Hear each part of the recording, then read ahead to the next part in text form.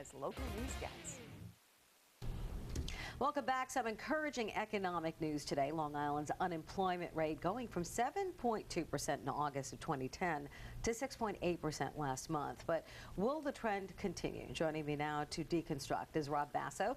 He is the founder of Advantage Payroll Services of Freeport, a founding investor in Empire National Bank and creator of the website Basso on Business. Rob, thanks for coming in tonight. Thanks for having me. You know, these numbers that we got today, what do you make of them for Long Island? Is it anything spectacular? Well, here's the problem with the numbers. Numbers don't always tell the truth, because if you look at the exact figure, it went from 7.2 to roughly 6.8. But the problem is the number of actual people unemployed is higher. That's because there's individuals that are not looking for work anymore, displaced and completely given up in the work process. They're not included in these numbers. Right, and of course there's the underemployed as well, so that also poses an issue. That's correct. You have a small business here in Long Island, and as we both know, at this point it's like 9 out of 10 businesses employ fewer than how many people in Long Island? I think it's fewer than 20 people? But my average customer at Advantage Payroll Services is roughly 14 employees, which is indicative of the Long Island landscape. All right, so we're looking at small business. You know, clearly Obama with his Jobs Act, he's saying, look, small business will be the driver for economic growth across the country. What about here on Long Island? What do you make of his plan? There's a couple of things in there, you know, such as the $4,000 tax credit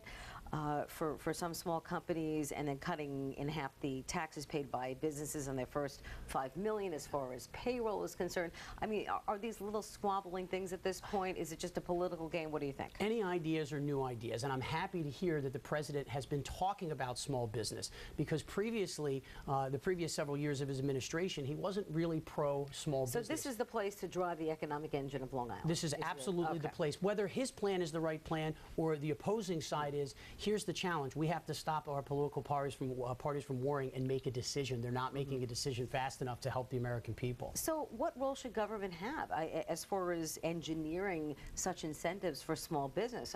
Something's got to give here. Something's got to give. It's going to come from the people. It's going to come from the constituents. It's going to come from the voters. When the voters eventually don't get what they want, the politicians are going to have to listen. In fact, Howard Schultz, who's the CEO of Starbucks, suggested that we give no political contributions to any one of our political parties. Imagine how fast they'll turn around and start listening to the voters. Yeah, what would happen, though? That's the question. What would happen? Less regulation? Less regulation. A simpler tax code? This isn't a Republican or Democratic theory. The simple fact of the matter is less government, even at the size of our nation is now, has proved time and time again, when you tax something, you get less of it. Okay, so let's talk about the tax on the rich. Expanding that. Not a fan or a fan?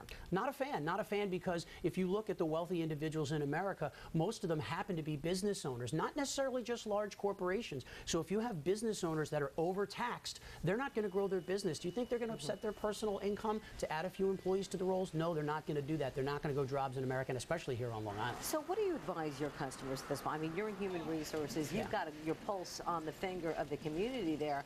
What do they want to see happen? Well, first off, we advise our clients, and when I do some public speaking work, we go out and we tell them to be cautiously optimistic, meaning if you don't really need people and you're getting incentives to hire new individuals, if those incentives, you know, don't outweigh the actual need to hire these people, don't hire individuals. You have to be really smart about your business. The best thing I can say to a small or medium-sized business person is be better than the next guy, because the strong will survive this potential double-dip recession that we're hearing about. But is it the big issue right now that there's not enough hiring going on? There's not enough hiring going on. Part of the problem is there's not enough orders to be had, and that's the challenge with small business owners. And that's the vicious cycle then. If there's no orders to be filled, why would you be hiring people, and what incentives do you know? You don't just use incentives for the fact that just because they're an incentive. You wouldn't do that. Now, you're in HR.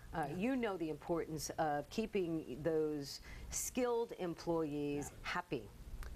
It's an enormous part of running a small business. If you look at the growth of some of the largest corporations, you have seen some incredible profits and revenue.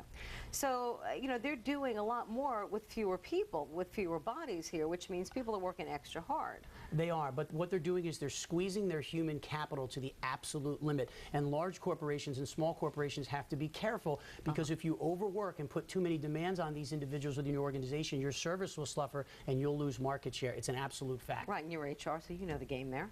I know the game pretty well. Okay, thank you very much for coming in tonight, Rob Basso, Basso on Business. Thank you for having me. Come back again. We'll get some more details on Long Island's economic picture. If you've got outdoor plans later on this week, listen up. Samantha Ojeri.